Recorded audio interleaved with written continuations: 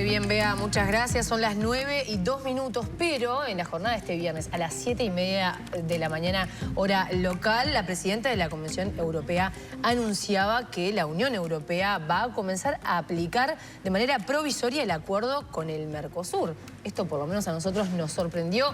Vamos a saber qué implica, cuál fue la reacción del gobierno uruguayo a través de la vicecanciller Valeria Zuccasi. ¿Cómo le va? Bienvenida. Buenos días, ¿cómo están ustedes? Buen día. Un placer recibirla. ¿Esperaban este anuncio? Confiábamos, vamos a ponerlo así. Teníamos muchas señales del lado de la Unión Europea de que efectivamente iban a ir por el camino provisorio, pero como yo siempre digo, con este acuerdo, después de 27 años de idas y vueltas, uno no termina de confiar del todo hasta que ve que se concretan estas novedades. Ahora, ¿qué significa eso? Lo que significa es que en lugar de esperar los 2 años que puede llevar la consideración por parte del Tribunal de Justicia Europeo sobre si el acuerdo puede ser ratificado por el Parlamento Europeo, en unos pocos meses vamos a estarlo viendo hecho realidad.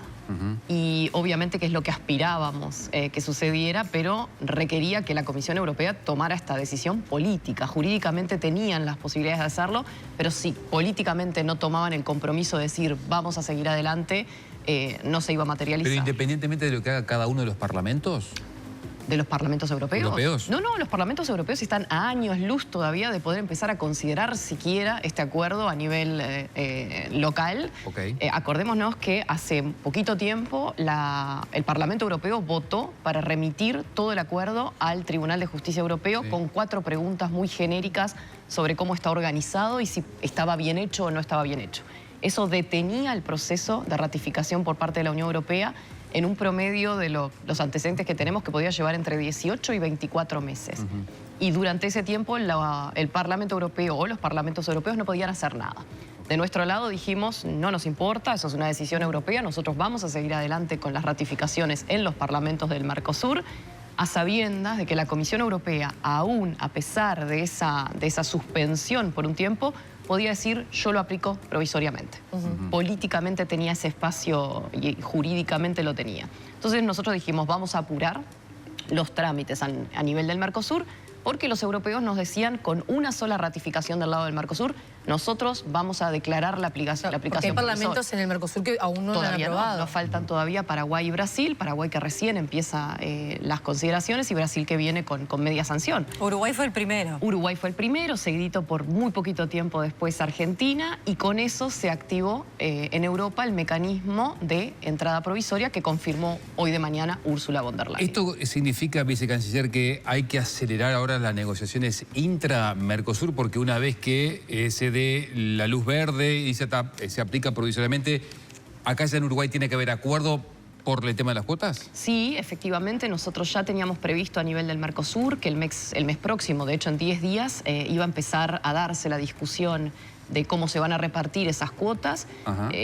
pero obviamente sin el acuerdo en vigor o sin muestras de la Unión Europea de que iba a avanzar en el camino que hoy anuncia, siempre quedaba el riesgo de que el Mercosur arrastrara un poco los pies y esto se demorara. Ahora no hay opción, hay que acelerar y hay que definir, ¿no? No hay posibilidad alguna de que esas cuotas no se repartan porque hay una obligación prevista en el propio acuerdo de notificar a la Unión Europea cómo las vamos a repartir. ¿Qué margen se están previendo justamente de negociación? ¿Cuánto tiempo se va a dar a la interna del Mercosur para negociar? Es una negociación compleja, ¿no? No hay que quitarle la complejidad que tiene, pero no tenemos mucho tiempo. Si estamos hablando de que para antes de mitad de año este acuerdo va a estar en vigor, el acuerdo prevé que 90 días después de entrar en vigor, el Mercosur tiene que notificar a la Unión Europea cómo va a repartir esas cuotas.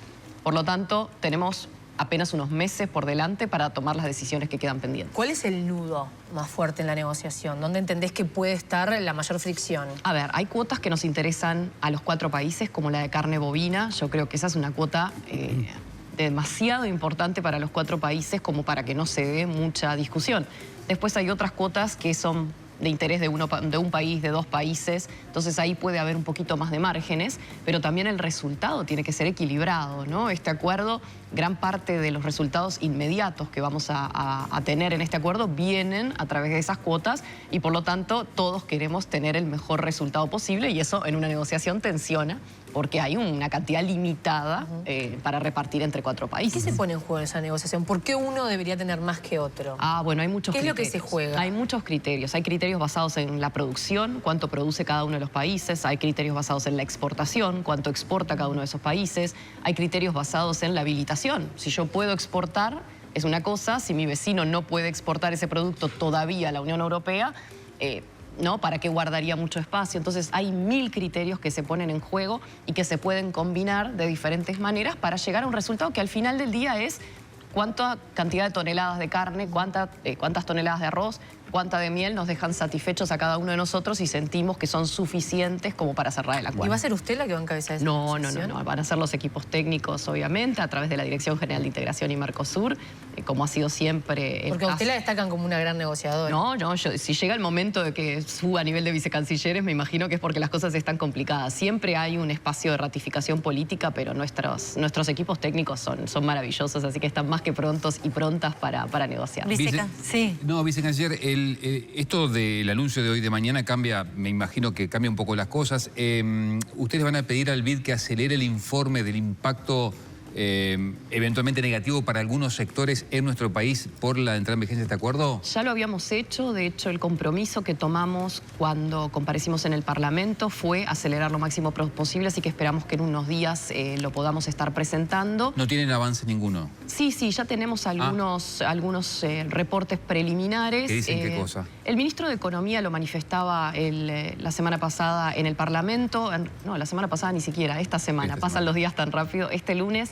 Él explicaba que los resultados no son muy diferentes a los resultados que él anunció cuando se firmó este acuerdo en cuanto a términos de crecimiento del PBI, crecimiento del empleo, crecimiento de las exportaciones. Obviamente la diferencia es que el estudio del BID va a ir un poco más en detalle a determinados sectores, pero no nos olvidemos que esto es un estudio de impacto general. Después vendrá el trabajo sectorial, pero el trabajo sectorial no lo puede hacer el BID, sino que lo tenemos que hacer en combinación nosotros, el sector privado, el sector trabajador, conversando un poco y tratando de entender las diferentes realidades de los sectores productivos. ¿Y cómo vieron ustedes en el Ejecutivo la salida pública del PIT-CNT y en particular de los sindicatos industriales que ya hacen algún planteo concreto, como por ejemplo resguardar las compras estatales, por ejemplo? ¿Es un camino que podría eventualmente seguir el Ejecutivo? Es que en realidad ya una de las cosas que explicábamos en el Parlamento, las compras públicas quedaron resguardadas bastante, yo les diría que bastante mejor que lo que se esperaba. Lo que le planteamos nosotros al PIT-CNT en las conversaciones que hemos tenido es que todos los programas que están dedicados a mantener un cierto margen de preferencia para MIPYMES, para ciertos programas de desarrollo, de industrias incluso, en Uruguay quedaron resguardados, es decir, que no se ven afectados por este acuerdo y por lo tanto lo que nos toca ahora es explicar todavía en más detalle el acuerdo. A veces leyéndolo, es un acuerdo tan difícil de abarcar, que leyéndolo uno no termina de entender dónde están los compromisos o dónde no. Entonces lo que quedamos con el PIT-CNT es que inmediatamente después de la presentación del estudio del BID vamos a hacer un taller con ellos para explicar todavía en mayor detalle cuál es el impacto real del acuerdo, sacarnos las dudas y a partir de ahí, obviamente, determinar cuáles son los programas, cuáles son las medidas que pueden ser necesarias para determinados sectores que sientan que se sienten más desafiados, digamos, por la implementación de este acuerdo. Claro, por ejemplo, las pequeñas y medianas empresas, ¿qué impacto puede tener este acuerdo en la actividad de ellas? Bueno, una de las cuestiones que siempre hablamos es, primero, pequeñas y medianas empresas en Uruguay son la gran mayoría. Y las pequeñas y medianas empresas, lo que nosotros queremos y uno de los objetivos de esta administración es apoyarlas en su internacionalización, es decir, alentarlas a que tengan cada vez más salida al exterior, porque es la posibilidad de crecimiento. Un mercado tan pequeño como el uruguayo no da garantías de que las empresas puedan subsistir solamente vendiendo en plaza nacional. Por lo tanto, este acuerdo lo que va a abrirles es la posibilidad de entender cómo acceder a mercados extremadamente interesantes con aranceles muy reducidos ya desde los primeros días y para eso se va a trabajar en el acompañamiento de la internacionalización, algo que ya se viene haciendo, ¿no? Que no se hace solo en relación con el acuerdo Mercosur-Unión Europea. O sea que se compensa, ¿no?, el poder enviar productos a Europa con los productos europeos que van a ingresar acá. Exacto, hay que pensarlo siempre desde dos puntos de vista. Primero, las importaciones no son malas. A veces tenemos esa lógica de pensar que lo bueno solamente es exportar y no nos damos cuenta que para una industria importar productos, insumos que son necesarios para su propia producción a costos más reducidos también es una buena noticia. Es el Estado que deja de recaudar, pero para ciertos sectores puede ser una muy buena noticia poder importar más barato. Y para los consumidores y las consumidoras también puede ser una buena noticia. Hay productos que hoy en Uruguay pueden ser un poco más caros de lo que nos gustaría y con este acuerdo tal vez veamos un efecto en los precios. Entonces está también esa parte que nunca la mencionamos, que no hablamos mucho de ella, y que también son buenas noticias, incluso para nosotros cuando vayamos al supermercado. Y en la búsqueda de generación de empleo tampoco se habla mucho de las inversiones europeas que pueda traer esto, ¿no?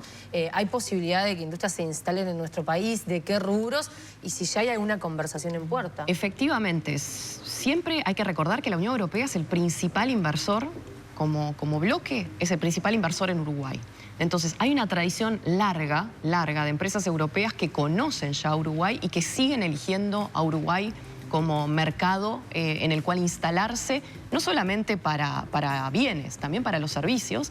Y el mercado ampliado del Mercosur siempre es una promesa muy atractiva a la hora de elegir dónde instalar una nueva empresa, un nuevo negocio. Nosotros entendemos que el acuerdo con la Unión Europea va a generar todavía más interés. De lo que se trata ahora es de seguir promocionando Uruguay en todos los países europeos y explicando por qué es mejor invertir en Uruguay que invertir en Paraguay, invertir en Argentina o invertir en Brasil, y tratando de crecer en cantidad de sectores en donde se invierte y en oportunidades que generen de trabajo. Ahí llega, vicecanciller, la discusión de siempre, ¿no? Los costos del Uruguay. Exacto. El empresariado nacional lo ha reiterado una y otra vez. ¿Esto no acelera una discusión real sobre el costo de nuestro país? Y yo creo que todos estos shocks externos de alguna manera obligan a repensar determinadas cuestiones. Y sí, es algo que está muy presente en las conversaciones que hemos tenido durante este último año con los sectores productivos. Se nos habla siempre del acuerdo Mercosur-Unión Europea, pero también se nos habla de ciertas condiciones locales que son las que afectan. Ustedes saben que el Ministerio de Economía viene trabajando hace tiempo ya en mejorar la competitividad, en reducir trámites innecesarios, en desburocratizar el comercio exterior. Y este acuerdo yo creo que va en esa línea y va a obligarnos a trabajar más rápido en esa agenda también de transformación competitiva del Uruguay. Vicecanciller, lo que está pasando ahora en estas semanas, en estos meses, es, digamos, que el punto final a un largo proceso que se inicia por allá por el 85, que sucedió en varias administraciones, una verdadera, digamos, política de Estado que llega ahora a su punto final. Y muchos se empiezan a preguntar, ¿y ahora qué? Como en aquel momento hubo gente que pensó en 30 años para adelante, o no sé, 20 años para adelante, habría que empezar a pensar también en un futuro más a mediano y largo plazo. El otro día, por ejemplo, yo leía al senador Bordaberry que decía, bueno, vayamos por ser miembros plenos también del bloque del viejo continente.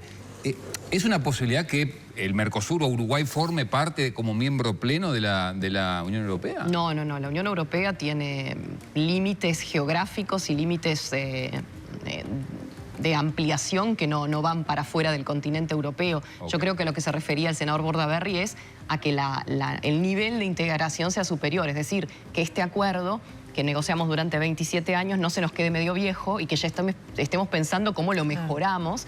Ustedes piensen, Chile y México, que iniciaron sus negociaciones con la Unión Europea más o menos al mismo tiempo que inició la negociación Mercosur-Unión Europea, ya están hoy aprobando modificaciones a esos viejos acuerdos y nosotros recién estamos aprobando el primer acuerdo. Entonces hay un tema de proyectarse y entender que el comercio cambia, las formas de comercio cambian y uno tiene que ir pensando cómo va actualizando, modernizando estos acuerdos, sobre todo cuando han sido negociados durante tanto tiempo y pueden quedar un poquito obsoletos en algunas áreas. Yo creo que a lo que refería el senador es a eso, ¿no? A poder seguir todavía avanzando más con la Unión Europea. Si bien no nos tenemos que olvidar que está el resto del mundo, y eso es algo que venimos haciendo en el último año, el pensar, como mencionabas, el pensar a próximos, yo qué sé, 2 décadas, 3 décadas, implica no quedarse dormido en los laureles y felices y festejando el acuerdo con la Unión Europea, sino que hay que seguir moviendo. ¿Y dónde justamente? Entonces, ¿dónde va a poner el foco la Cancillería? Está bien, se logró esto, ¿y a dónde la mira, para dónde apunta? Al mismo lugar que estábamos poniéndolo durante el último año, tenemos las negociaciones por el CPTPP, el Acuerdo Transpacífico, tenemos el anuncio que hizo el presidente de que Uruguay está interesado en entrar a este acuerdo que se llama RCEP, que es un acuerdo regional que incluye a los 10 países de ASEAN, más China, Corea del Sur, Japón, Australia y Nueva Zelanda. Estamos también trabajando mucho en la agenda sanitaria y de habilitaciones para que los productos que todavía no pueden ingresar a ciertos mercados, sobre todo asiáticos, de gran crecimiento y de gran crecimiento del consumo, puedan venderse en esos mercados. Estamos trabajando en la agenda de promoción comercial para que los mercados que ya existen sean todavía más atractivos para las empresas uruguayas. Estamos trabajando en los países del Golfo, estamos trabajando en los países centroamericanos. La idea es diversificar mercados y diversificar productos. ¿Por qué?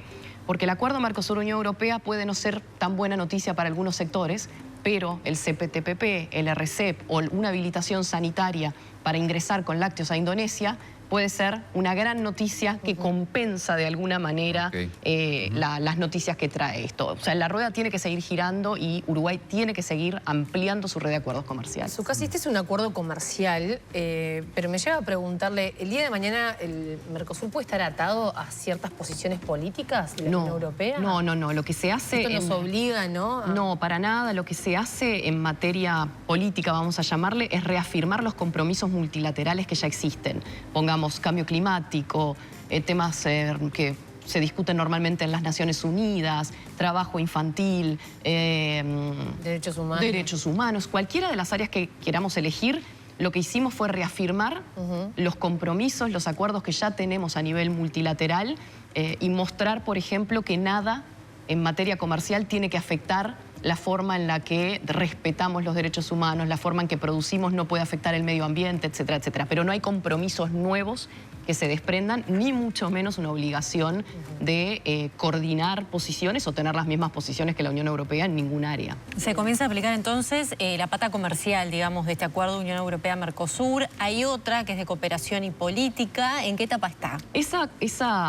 Lamentablemente esa parte, porque para nosotros esto siempre fue un acuerdo único. Fue la Unión Europea la que tuvo que dividirlo en dos partes para poder aplicar provisoriamente una. Pero para nosotros siempre lo ideal hubiera sido tener un solo acuerdo, porque la pata comercial y será muy importante, pero la de cooperación y política también.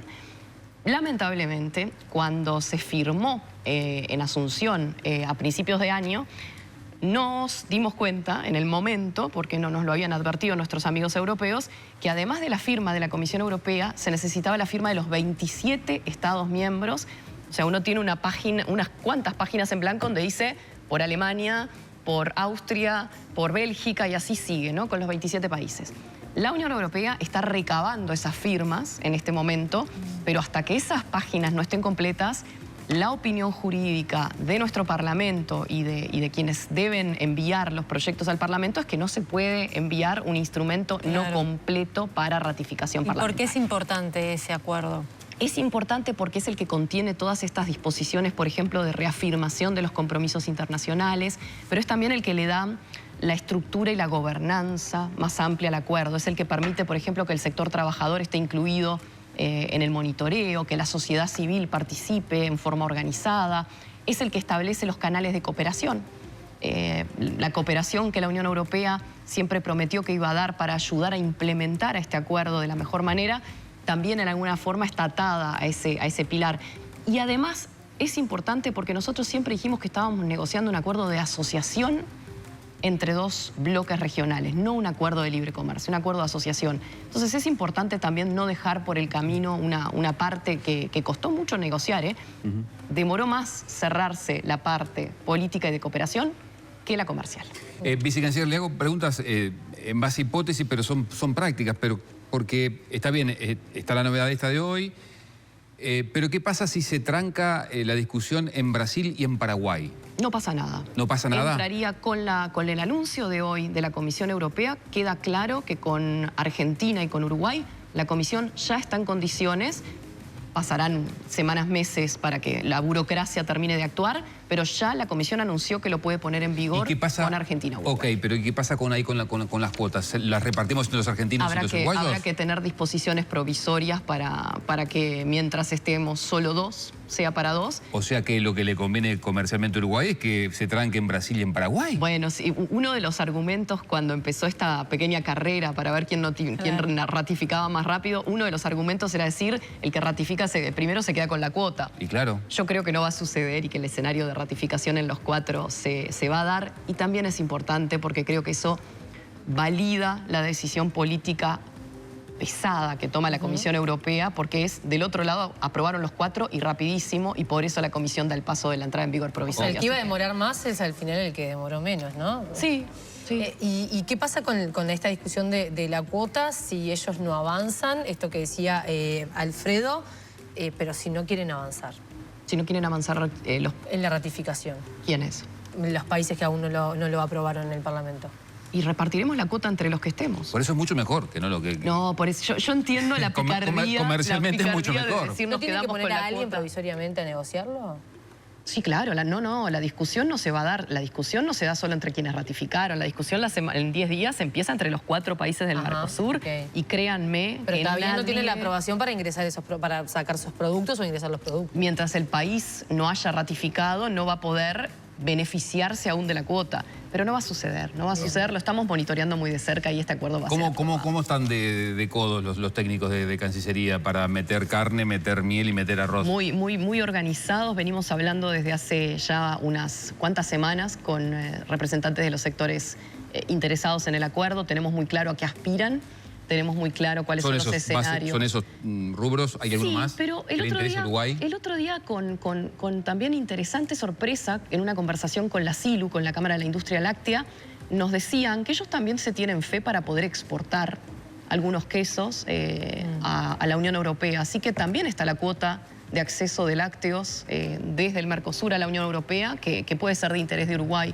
Así que nos vamos a guardar espacios en donde sintamos que en el futuro cercano podemos exportar, y siempre va a quedar la posibilidad de que algo que hoy no exportamos, en el futuro, si empezamos o a producirlo o nos habilitan sanitariamente, que podamos entrar, porque siempre las cuotas van a tener que revisarse para ver que estén trabajándose bien, ¿no? Zucassi, antes de despedirla, quiere cambiarle brevemente de tema. El PIT-CNT convoca para este sábado una marcha por la paz y solidaridad con Cuba. Ya ha sido consultado el canciller, el presidente Orsi también, sobre la ayuda que pretende enviar el Uruguay. Se estaba negociando si hacerlo junto a otro país. ¿En qué estamos con eso? Exactamente en eso. Estamos en las conversaciones con los países vecinos y que están ya enviando, que tienen los canales ya más aceitados para el envío de la ayuda, a ver si podemos cooperar para hacer llegar esa ayuda en el más breve plazo. ¿Y cuál es la limitante? No, es solamente encontrar la forma más práctica de que se concrete en términos comerciales. Es decir, si usamos este puerto, el otro puerto, si mandamos por carretera y cómo mandamos lo que queremos enviar. ¿Y qué se va a enviar? En principio se está hablando de leche en polvo. Se habló en un momento, se manejó la posibilidad de arroz, pero creo que estamos concentrados por ahora en leche en polvo, que es lo que había una demanda también de necesidad a satisfacer. ¿Esa ayuda de Uruguay cree que puede tener algún impacto geopolítico con los Estados Unidos? No creo. Yo creo que es claro que Uruguay siempre ha dicho que las poblaciones no pueden sufrir por ninguna medida que tome ningún país, así que creo que esa es la tradición histórica del Uruguay. Bien, Valeria Zucassi, vicecanciller de la República, gracias por la visita y seguramente la vamos a convocar más adelante para ver cómo avanzan estas negociaciones. Claro que sí, un gusto.